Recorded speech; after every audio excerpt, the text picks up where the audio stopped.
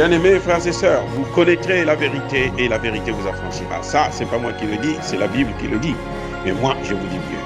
Vous connaîtrez la vérité historique, notamment celle de vos ancêtres kémites, et vous aurez une vision globale de ce que c'est que la vraie souveraineté politique. J'ajoute, vous reviendrez à la spiritualité africaine ancestrale et vous comprendrez les enjeux de l'indépendance économique.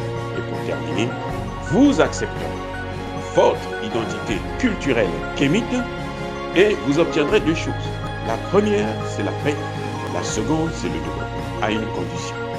L'unité de toute l'Afrique noire, l'unité de tous les Noirs du monde entier. Otep à tous, bienvenue sur la chaîne des panafricanistes par essence, par conviction et par excellence. Celle des citoyens kémites par nécessité et obligation de combat. Nous sommes une chaîne qui n'est guidée que par nos ancêtres et rien que par les ancêtres qui appartiennent à l'égrégore du monde noir. Par conséquent, nous ne croyons en aucun Dieu venu de l'étranger. Toutefois, cette vidéo n'est aucunement destinée à inciter à la haine ou à la violence, car nous menons un combat qui est d'abord et avant tout spirituel, intellectuel et démocratique. Ensuite, il est politique, géopolitique et géostratégique, contre l'impérialisme, le colonialisme, le néocolonialisme et l'endocolonat, qui sont tous qualifiés de crimes contre l'humanité. Nous menons ce combat sur la base du principe fondamental que nous avons hérité de nos ancêtres kémites, qui est celui de la Marat, c'est-à-dire solidarité, vérité et justice. Vous êtes donc en droit de connaître la vérité et nous avons l'obligation de vous dire la vérité, rien que la vérité, afin que justice soit rendue au continent africain. Et ça, c'est notre modeste contribution dans cette noble lutte en faveur de la souveraineté, la dignité, la solidarité et l'unité africaine. C'est exactement ça que nous appelons le panafricanisme. Bien-aimés frères et sœurs, que se passe-t-il au Sénégal? Quel est le problème de Macky Sall? Quel est le problème de Macky Sall? Pourquoi une éventuelle candidature de Macky Sall pose problème? Une troisième candidature de Macky Sall pose problème. Pourquoi? C'est simple. D'abord, on va expliquer les faits. Ça, ce sont les faits, ce qui se passe, ce qui s'est passé. Macky Sall a été élu pour la première fois pour un septennat. Écoutez-moi bien. Macky Sall a été élu pour la première fois pour un septennat. Donc, 7 ans. Il a passé 7 ans au pouvoir. C'est au courant de ce septennat que Macky Sall va décider de changer, modifier la Constitution. On est donc passé du septennat au quinquennat. C'est Macky Sall qui est à l'origine de ce changement. Mais Macky Sall avait bien pris le soin de saisir le Conseil constitutionnel. Écoutez bien, c'est ça, c'est le droit. Même si ça fait mal, c'est ça les faits. De saisir le Conseil constitutionnel. Pour demander au Conseil constitutionnel qu'est-ce qui va se passer après mes 5 ans de pouvoir. Le Conseil constitutionnel va dire à Macky Sall que, c'est d'autres termes que j'utilise, le premier mandat là, c'était un septennat. Ça n'a rien à voir avec ce quinquennat. Ce mandat là de 5 ans que vous avez, c'est votre premier quinquennat. Donc, vous avez le droit de postuler pour un autre mandat, pour un troisième mandat. En fait, c'est un deuxième quinquennat. Voilà la réalité. Le Conseil constitutionnel avait décidé. Le Conseil constitutionnel a parlé. À l'époque, il n'y avait pas des opposants à la démocratie. Il n'y avait pas des opposants au troisième mandat. Parce que Macky Sall se disait certainement que je vais faire 2 mandats et je m'en vais. Mais, si on regarde sur le plan strictement juridique, Macky Sall n'est pas obligé de faire seulement 2 mandats. Il peut prendre un 3e mandat. Après là, il n'a plus le droit. Parce qu'il aura fait ces 2 quinquennats sur la base, non seulement du changement, de la modification de la Constitution, mais aussi de la décision du Conseil constitutionnel. S'il y avait un problème, c'était à l'époque là que les gens devraient attaquer cette décision. Et oui, pourquoi maintenant ça se pose? Si ça se pose maintenant, parce que ça devient politique. Le problème du 3e mandat de Macky Sall n'est plus un problème juridique parce que sur le plan juridique, la question a été résolue par le Conseil constitutionnel. Ça se passe sur le plan politique. Maintenant, politiquement parlant, qu'est-ce qui se passe exactement? Eh bien, c'est simple. C'est que Macky Sall a été lâché par les Occidentaux. Si Macky Sall a été lâché par les Occidentaux, qu'est-ce qui se passe? Pourquoi Macky Sall a été lâché par les autres? Parce que Macky Sall a posé des actes qui sont contraires à la volonté des Occidentaux de piller nos pays, de dominer encore nos pays, de recoloniser ou de continuer la colonisation. Voilà les faits. On ne parle pas du 3e mandat de Macky Sall sur le plan juridique puisque la question a été réglée. On parle du 3e mandat de Macky Sall sur le plan politique. Maintenant, quel est l'intérêt des Africains, et notamment des Sénégalais, de suivre la position occidentale quand on sait que chaque fois que les Occidentaux ne veulent pas de quelqu'un, c'est que cette personne-là est bonne pour nous. Ce n'est pas moi qui le dis, c'est ce que Sékou Touré avait dit, et ça s'est toujours vérifié. Vous savez, ces gens étaient tellement sages. On n'en trouve plus maintenant, malheureusement. Mais ceux-là, ils étaient trop sages. Sékou Touré l'avait dit. Si vous voyez qu'il n'aime plus quelqu'un, il n'aime pas cette personne, c'est que cette personne-là est bonne pour vous. Si vous voyez qu'ils aiment trop, ils adorent cette personne, c'est que cette personne-là n'est pas bonne pour vous, elle est bonne pour eux. Et c'est ce qui se passe aujourd'hui au Sénégal. Quand on regarde, pourquoi on vote pour un candidat, notamment en Afrique? Mais c'est par rapport à ses réalisations, par rapport au développement, par rapport aux questions de l'éducation, par rapport aux questions de la santé. Et oui, le bilan de Macky Sall, il est, c'est pas parfait, certainement. Moi, je l'ai critiqué quand il est allé quémander le blé en Russie pour les Occidentaux. Je l'ai critiqué sévèrement. Mais, quand vous regardez sur le plan des infrastructures, la compagnie aérienne du Sénégal, l'université, il a construit une université avec des logements pour les professeurs qui enseignaient à l'université, ainsi de suite. La santé, ainsi de suite. Il a fait un travail formidable. Ce n'est pas suffisant parce que nos pays sont toujours, le Sénégal reste toujours un pays sous-développé, mais en tout cas, il a fait mieux que les autres, je ne veux pas citer les noms aujourd'hui pour ne pas être trop à s'attirer encore des foudres, mais voilà le problème.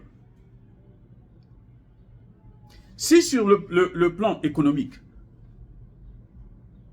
il a fait quand même quelque chose, Macky Sall, on lui a reproché le fait que il avait soutenu, il avait voté pour les sanctions contre le Mali. Ça, tout le monde le sait. Il avait voté les sanctions contre le Mali. Et nous l'avons critiqué, on a tapé dessus. Même moi, j'ai tapé dessus, parce que je n'étais pas d'accord. Macky Sall, après l'histoire des mercenaires ivoiriens, Macky Sall est allé au Mali, voir son cadet. Il a parlé avec lui. Mais il y a quelque chose que Macky Sall a dit qui n'a jamais été retenu ou évoqué par les médias mainstream. C'est que Macky Sall a dit au Mali que, mais en fin de compte, ces jeunes-là font un bon travail, ils ne sont pas aussi méchants que ce que nous entendons. Vous voyez le problème de Macky Sall? Macky Sall a dit qu'ils ne sont pas aussi mauvais que ce que nous entendons, que ce qu'on nous a fait croire, que ce qu'on nous a fait avaler. Macky Sall a avoué qu'il s'était trompé. C'est ça en politique, en diplomatie. Ça, c'est montrer que je me suis trompé du Mali. Mais il ne peut pas aussi revenir soutenir le Mali ouvertement pour ne pas s'attirer les foudres des Occidentaux. Voilà l'un des problèmes que Macky Sall a aujourd'hui. Macky Sall a eu un problème, c'est quoi? C'est que Macky Sall, quand il s'agissait de voter contre la Russie, Macky Sall, son premier vote était en faveur de la Russie.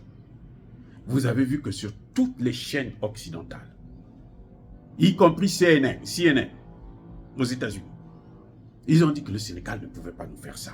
Le Sénégal, moi. Croyez-moi, la France-Afrique ne pardonne pas. L'OTAN ne pardonne pas. L'Union européenne ne pardonne pas. Quand tu commets une erreur, même si après tu vas corriger, là, c'est trop tard. Ils ne vont plus te faire cadeau. Même Sanko que les gens veulent, là, les Sénégalais veulent. Là. Sanko, au début, avait dit qu'il soutenait le Mali. Il soutenait la sortie du franc CFA. Ils n'ont pas oublié ça. Croyez-moi, ils n'ont pas oublié ça. Même si demain il est président, ils vont lui faire payer ça d'une manière ou d'une autre. Donc, quand vous êtes avec eux, quand vous avez des positions, il faut respecter ces positions. Donc, il y a un deuxième problème, c'est le vote. Après, Macky Sall a changé. Après, Macky Sall est même allé en Russie pour aller négocier le blé et les céréales pour les Occidentaux. Vous le savez très bien que la Russie à cause du voyage de Macky Sall, la Russie a libéré plus de 300 000 tonnes de blé, engrais et autres que les Européens ont pris. Ils n'ont rien donné à l'Afrique. Peut-être 1 ou 2%. Eh oui. Ils ont pris. C'est maintenant eux qui vendent ça à l'Afrique. Écoutez, ils ont détourné, ils ont volé. La Russie avait libéré ça là. C'était pour l'Afrique et les autres pays du tiers-monde, en Amérique latine et en Asie. Les Européens ont tout pris. Et maintenant, eux, ils font le commerce, ils font le bénéfice, ils vendent ça aux Africains. Alors que Poutine avait donné ça gratuitement. Voilà le problème. Donc, malgré tout ça, là, les Occidentaux ne peuvent pas pardonner à Macky Sall. Vous avez suivi la position de Macky Sall quand il s'agissait du joueur sénégalais dans l'affaire de l'homosexualité. Eh bien, ça là, les Occidentaux ne peuvent pas pardonner à Macky Sall. Soyons sérieux. Les faits sont là, les gars. C'est-à-dire que je ne suis pas contre Sanko. Hein. Non, ça m'est égal. Moi, ce que je veux, c'est qu'en Afrique, qu'il y ait des dirigeants panafricanistes, indépendantistes. Le grand reproche que nous faisons à Macky Sall, c'est celui du franc CFA. Macky Sall n'a pas changé le franc CFA. Macky Sall, mais Ousmane Sonko aussi aujourd'hui n'en parle plus. Il en a parlé au début, avant que les Occidentaux ne le fassent passer sur ses chaînes. Maintenant, il n'en parle plus. Et c'est plus son problème.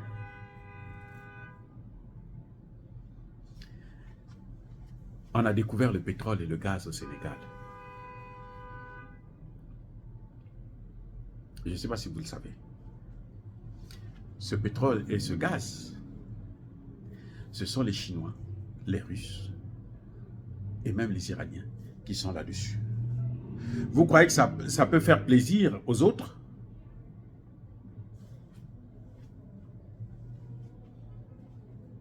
Les Américains veulent avoir une base militaire au Sénégal. Macky Sall hésite. Vous croyez que ça fait plaisir aux Américains? Non, les gars. Non. Macky Sall a des problèmes et il faut le soutenir. Ne serait-ce que pour qu'il termine son mandat correctement. Pas en brûlant, en mettant le feu par-ci, par-là et tout, en appelant à la désobéissance civile pour une affaire qui est personnelle, individuelle. Parce que le problème de Sanko avec la justice, ce n'est pas le problème du Sénégal avec la justice. Je ne sais pas si vous voyez un peu ces choses-là. Oui. Il y a des gens, tu peux avoir la volonté d'être candidat, d'être président, d'être ministre, d'être maire, et puis tu ne l'es pas. tu ne vas pas embraser le pays parce que tu ne l'es pas. Le fils d'Abdoulaye Wade voulait être aussi comme Sonko. Il voulait aussi remplacer son père. Comme tous les enfants des chefs d'État africains, ils doivent remplacer leur père. Même si le papa a été médiocre, eux, ils veulent aussi rester là pour être aussi médiocres comme leur père. Mais bon, ça n'a pas marché. Il n'a pas embrasé le pays. Il a voulu être seulement maire de Dakar. Les Sénégalais ont dit non, nous ne voulons pas. Ouais. Donc je reviens sur la question de Macky Sall. Aujourd'hui, il est lâché par les Occidentaux à cause de ses positions politiques. C'est pour ça que je dis que ce dossier, c'est un dossier politique. Ce n'est pas un dossier juridique. C'est un dossier politique. Que la jeunesse africaine ne se fasse pas manipuler. Parce qu'on ne veut pas cette même jeunesse qui a amené Macky Sall au pouvoir. Maintenant, on va chercher quelqu'un d'autre. Oh, regardez le cas, ce qui s'est passé au Burkina Faso. La jeunesse ne voulait plus de Marc Kaboré parce que Marc Kaboré n'était pas compétent. Il ne voulait pas régler les problèmes. C'était un homme de la France-Afrique. La pression était tellement forte que les Occidentaux l'ont lâché. Pour qui? Pour Damiba. Personne, tout le monde, on a tous acclamé. Ah, bravo Damiba. Kaboré est parti, Damiba est venu. Ah, bravo, c'est bon, c'est bon. Tous nous avons acclamé Damiba. On n'avait pas su que Damiba, ça, malgré la cote de popularité qu'il avait, la jeunesse qui le soutenait là, Damiba était l'homme des Occidentaux.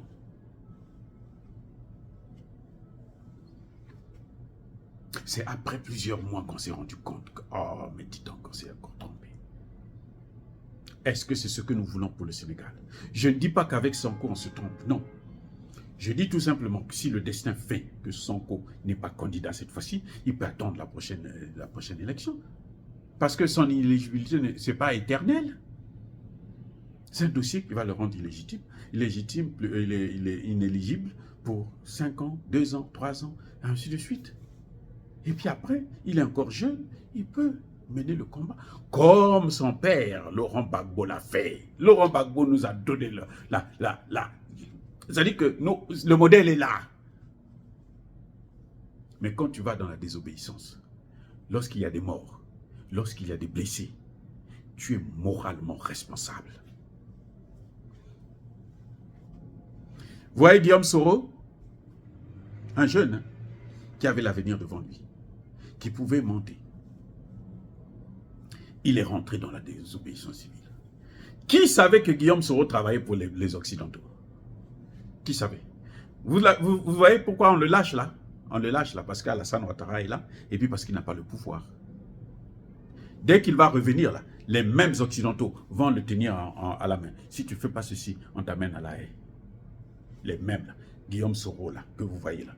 S'il ne fait pas ce que les Occidentaux lui demandent de faire, un jour s'il arrive au pouvoir, on va l'amener à la haie.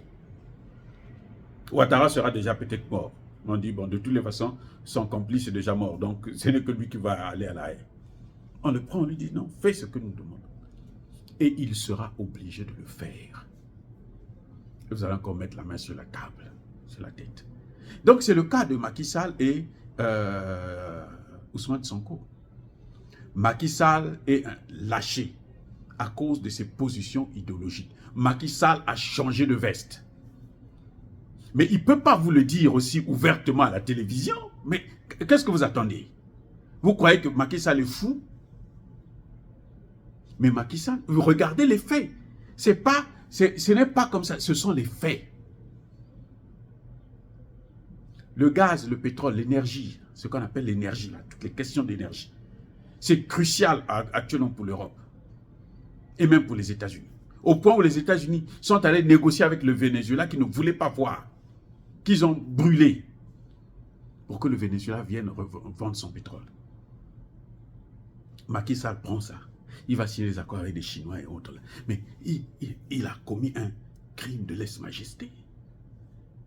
Eh oui, les gars, c'est ça le problème que Macky Sall a. Donc, eux tous, ils se retournent vers Sonko. On se dit, les problèmes juridiques de Sonko, là, on met ça de côté. Nous, on veut qu'il prenne le pouvoir, puisque la jeunesse, c'est lui qu'elle veut. Donc, nous, on pousse la jeunesse, on les amène. C'est une révolution qu'eux, ils sont en train de faire, derrière Sonko. Que Sonko lui-même, peut-être, ne comprend pas. S'il n'a pas donné son accord. Mais s'il a donné son accord, là, ou même s'il n'a pas donné son accord, si demain Sonko est élu, mais il aura toutes ces casseroles judiciaires là sur la tête. Ce n'est pas nous qui allons faire le chantage, ce sont eux.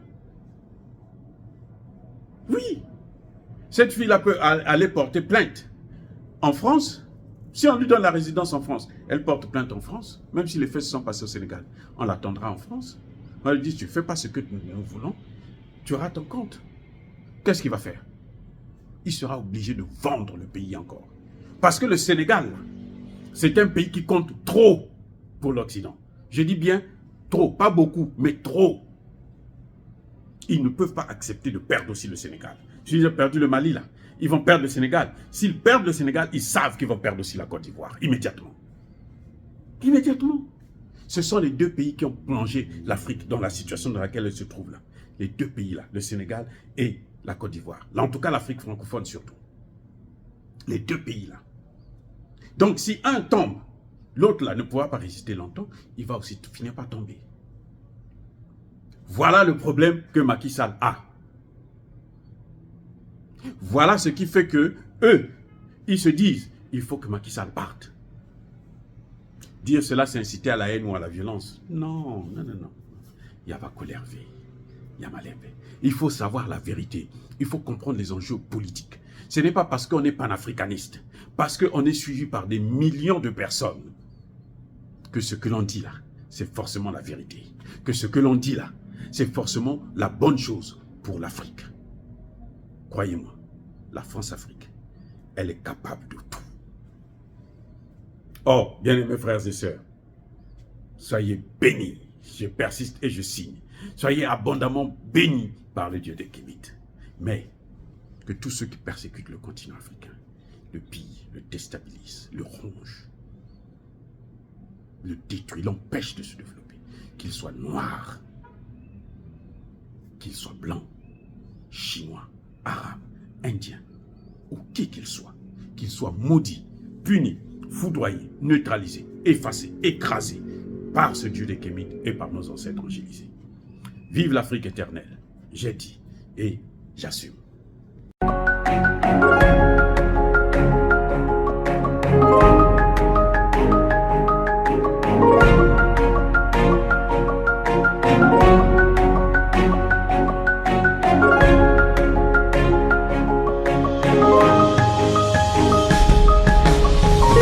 Eux, ils marchent par la foi et non par la vue. Mais moi, je vous conseille vivement de marcher par la connaissance scientifique et historique, notamment celle de nos ancêtres kémites, par les 5 sens et par l'intelligence. Abou Apia.